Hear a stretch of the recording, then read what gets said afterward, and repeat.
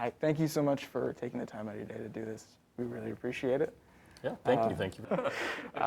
So when did you graduate from Western? So little background on me, I guess. I'll start where I am today, and then I'll go a little backwards. So I'm currently president and CEO at DNA, which is an advertising and marketing agency down in Seattle. I graduated from Western in 1994. I was a College of Business and Economics major with a focus on marketing, and like I said, loved my experience there. I played football from '89 to '93. Had a lot of great teams back then, and I had a lot of fun. I met my wife as a freshman, who I'm now married today. My closest friends, who I keep in touch with, I met at Western. So I came to Western with a pretty general understanding. I knew I wanted to go into business, and I think I sort of discovered that I was very interested in marketing as a concentration. So when you came here, were you set in what you wanted to do, or is that something you discovered down the line? Yeah, it's funny because I am one of those folks who pretty much knew what they wanted to do. Now, I mean, a little background on me is I was, a kid of the early '80s. I was a latchkey kid and watched a lot of television. And there was a couple influences where I would watch a show, and these people were coming up with ideas and thinking of things, and I'm like, oh, that seems cool. That'd be a cool job. And as I dug into it, it was like marketing and advertising. And so when I got to Western, I kind of knew that was what I wanted to go into. And so, ultimately, a marketing was my emphasis. And there was a couple times where I was like, oh, do I want to do something different? And I explored a couple of other things, but ultimately stuck with marketing, and I've loved it. Great. Did you have any specific mentors who helped you launch your career? From the person who got me most interested was a professor here at Western, Dr. TJ Only, who's no longer with us, but he was a big influence in kind of sparking interest in that field. And so that was probably the starting point. Were there any specific experiences at Western that you've sort of taken with you and have helped you in your career, maybe to do with the mentors you described? Yeah, I mean, I think honestly, one of the biggest things that has impacted my career, candidly, I think is athletics. And specifically for me at Western, I played football here. And the reason why I think it had such an impact is it kind of taught me a couple things. One was around teamwork and being a good teammate, being a good partner, being committed to others. And the second part is around leadership. And I'm a big believer in servant leadership, trying to, help people be their best and get the best out of them. I, try to play to people's strengths. And ultimately, that dynamic is kind of what I learned through athletic. I was a business major and learned a lot of things in that area, but I would say athletics kind of shaped who I am as an individual and now today as a leader of an organization. Tell us about 600 and Rising and how that sort of came to fruition for you. 600 and Rising is a advocacy group for Black talent in the advertising and PR industry. In the wake of George Floyd and all the social unrest of last year and last summer, in June of last year, two gentlemen, one named Nathan Young, the other Bennett D. Bennett, wanted to do something to, frankly, wake up our industry. And they'd asked initially what started as a small group to write an open letter to the industry, kind of ballooned. And what had happened was this open letter was penned by 600 individuals talking about the changes that needed to happen in our industry and, frankly, demanding changes in our industry and 12 action steps they'd like to see the industry take. And the reaction and the response was amazing. It was absolutely incredible in terms of people wanting to make change. And so we moved away from what was just a letter and had some of the first folks that signed it become founding board members with a sole focus on trying to advocate around policy, trying to advocate around transparency so that hopefully we would get more Black, BIPOC talent in the industry. And not only just getting them in the industry, we wanted them to have a lot of success within the industry. One of the GUR courses I took was like a sociology class, race and ethnic relations. And a segment of that class was dedicated to looking at advertisements that displayed people of color and not great situations, and just like the impact that they can have and the power that and the hold that media sort of has on us as a people who consume it. So I think that's really important what you're doing, and thank you so much for that. Yeah, I mean, actually, just to build on that a little bit, I think you bring up a really good point. A lot of times, being in this industry, I'll have folks say, they'll look at a piece of advertising or content and say, oh my gosh, I can't believe that made its way either online or on TV, and how did that happen? And the simple answer is there's not enough people at the table. Right. And so that is really what this is about, is getting more representation at the table so things like that don't happen, number one, in that the work that we are doing is inclusive. So how is this program going roughly a year later? It has been very successful. In the first year, we had over 100 agencies release their diversity data. And the reason why that point is important is because before you can actually make change, you first need to commit to it. And it's really hard to acknowledge the fact that you may not be doing a good job. And so a big area and a big push for us has been really getting organizations to say, this is what we look like today, and this is our commitment, and this is our promise of what we're going to look like in the future.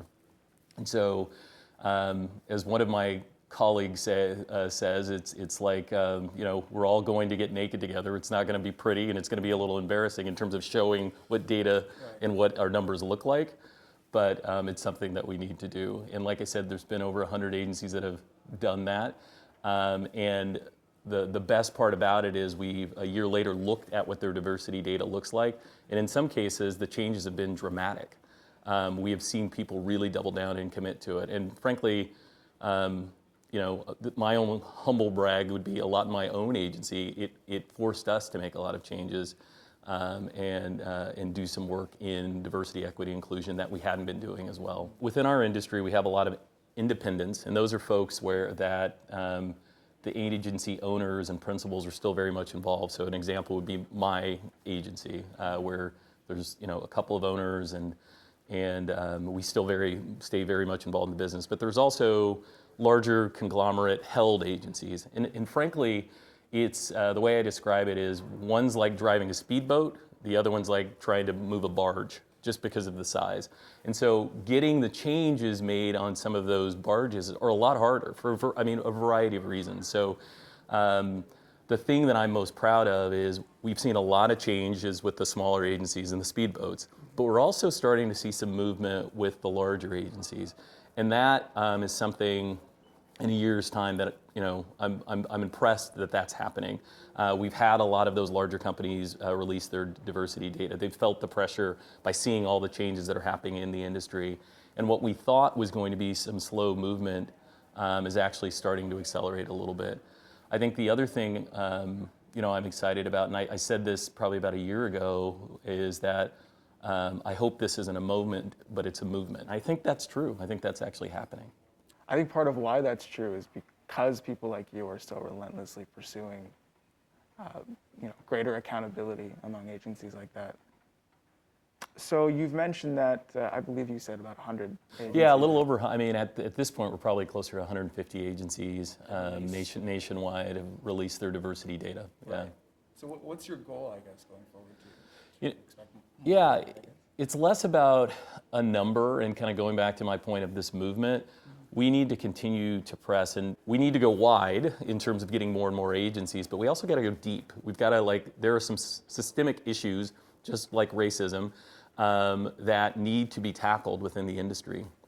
And so again, the areas of focus for us are really going to be around, transparency, advocacy, and policy, and continuing to kind of work in those three areas for, to meet the needs of people of color. Yeah, actually that segues really neatly into our next question is, what role do you think PR and advertising, what role does that industry play in dismantling systemic racism?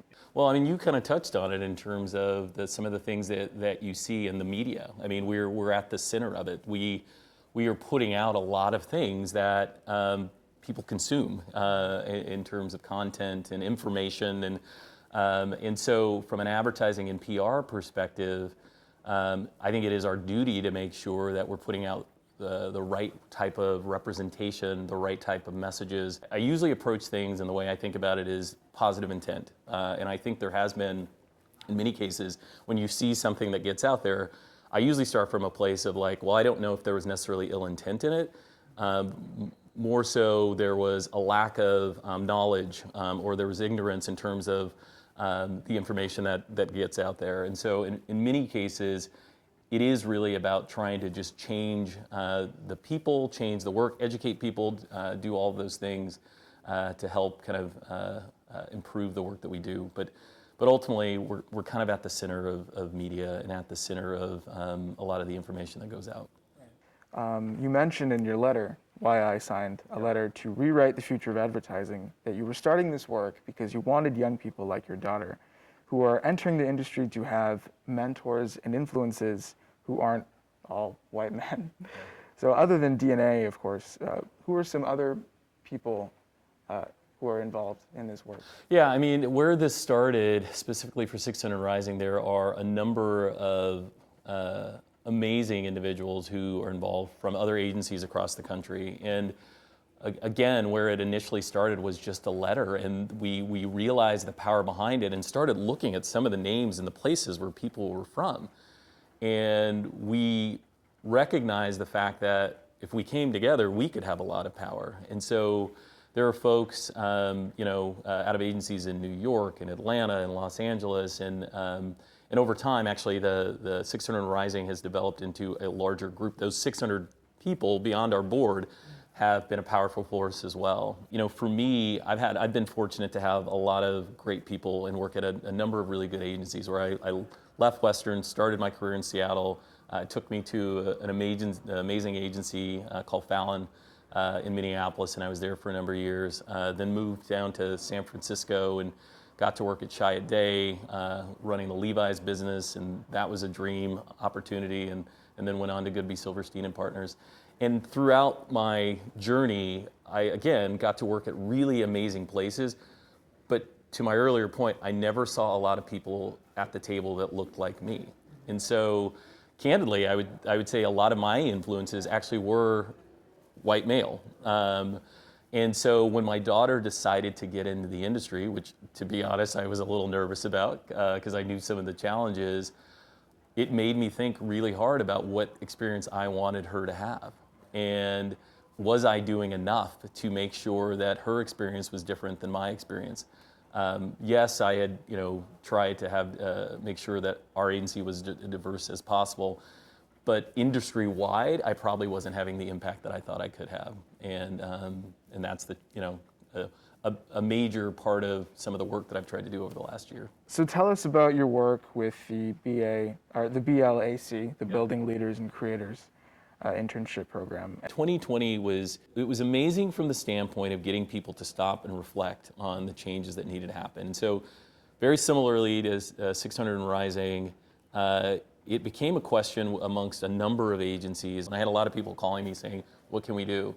In a small group of agencies, we got together and started talking about what we can do. And in terms of black talent, there's two issues that we have. One is an issue of getting people into the industry. The second is a retention issue. And I always love quoting the statistic but 68% of black people in advertising have 4 or less years of experience. So what that tells you is it's at a more junior level. So even if we solve the problem of getting people in, there's a churn out as well. But we also said, let's be focused. We can't do everything. And so what BLAC is, and it stands for Building Leaders and Creators, it is an internship program, a national internship program. And the sole intent is to bring more Black, BIPOC people into advertising to not only survive but thrive, to truly build leaders in it. The interns get the opportunity to work on real briefs from Procter & Gamble in addition to working at their individual agencies. And so they actually, through the work that they're doing, they have the opportunity to get some of that work produced. So they're building their book, they're getting those chances. 2 of the assignments last year were bought by Procter & Gamble, which was very cool.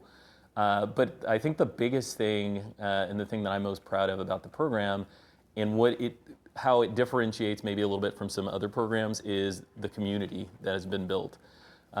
Again, it started with a community of agencies coming together, about 12 agencies initially, and this year it'll actually be double. It'll be 24 agencies that we'll have involved and 72 interns throughout the country. And the best part of it for me was just seeing the interns from across the country kind of coming together, meeting with each other, sharing with each other.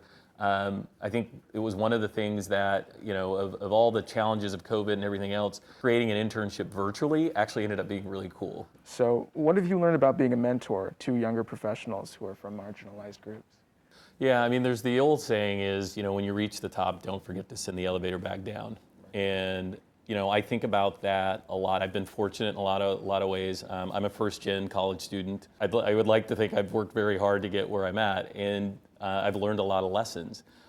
Because of that, I think it's really important for me to do the same with others in terms of helping them learn, helping them grow. I kind of think about that a lot, and I get really excited when I start thinking about the people in the industry that I've helped. And the thing that I tell people is you kind of have to find your own way of doing things. I get a lot from a lot of people, and I steal a little bit from each one of them. Meaning, like, I'll see the way somebody talks to somebody, I'll see the way somebody presents, I'll see the way somebody is able to kind of dissect a problem, and I'll go, God, that's really interesting, that's really smart. And try and do it in a way that is right for me, and not try to be something that I'm not. And I try to coach people on that. And because, the world doesn't need more Chris Witherspoons. What it's going to, especially in our industry, what makes our industry great, what makes advertising great, is the diversity of thought, the diversity of background. And when you come at an idea, when you come at a problem where everybody has a very different way in, that's what leads to really cool solutions. And so I really kind of push people to, to try and stay within themselves and who they are. We talk a lot about at our office is I want people to feel like they can bring their full self to the office, whatever that is. Because again, we don't need a lot of the same people in an organization. We need very different people because that'll make us better and that'll make us stronger. We've talked a lot about goals that you have with the different organizations and movements that you're sort of creating and fostering, but what gives you hope for the future? Well, it's funny. This is why I'm involved with Western. What gives me hope is folks like you, and I don't say that, lightly. What gives me hope is I just think there's so much great. I mean, when I look at what young talent is doing now, how prepared folks are coming out of school right now. That's actually what gives me hope. I think the other thing that gives me hope is also just going back to that point of a moment versus a movement. I think people's eyes have been opened up a lot over the last year. And I think, people are questioning things more. People are staying open to new ways of thinking and new ideas, and a lot has changed. And as hard as this pandemic has been on a lot of folks, I think and I hope there is some good that comes out of it as well. That's also what gives me hope, is seeing my peers and learning from them, and seeing different people with vastly different experiences come together and sort of exchange with that. While most people have finally recognized the need for diversity in the workplace and diversity in media, the most common argument I hear from critics of these programs is that they prioritize an employee's identity over whether their skill set or their experience qualifies them for the position. So how would you respond to that criticism? I think you have to look at both. I mean, I'm a big believer in as people come in, I'm looking at both things. I want the diversity, I want the inclusion, I want people to bring their full selves and to be who they are. But you also have to look at the skill sets as well. The thing I hear most in terms of when folks talk about diversity, equity, inclusion is like, well, yeah, we'd like that, but it's really hard finding those people. And that's where, I struggle a little bit with that answer. I think you have to be intentional. That means you kind of have to relook at everything that you do. And there's a reason why, there is unconscious bias. Again, not ill intent. It's just there are things in place that people don't even see or recognize, whether that's in your hiring practices. And those are things that, frankly, even in my own company, that as we started looking and being more intentional, we're like, oh yeah, that might be a reason why we're not getting more folks interested in our industry. Ultimately, the more people that you can have at the table, the more people you can have in the agency, you see that balance and you get both. Someone I know, a good family friend, is a senior research scientist at a lab, and they manage a small team. And he makes a conscious effort to maintain a diverse workplace because he has seen the benefits of doing so. But he's also frustrated by how upper management at times will single out employees of color in their attempts to recognize them, perhaps shine an unnecessary spotlight on them for diversity trainings and whatnot, or even like surveys.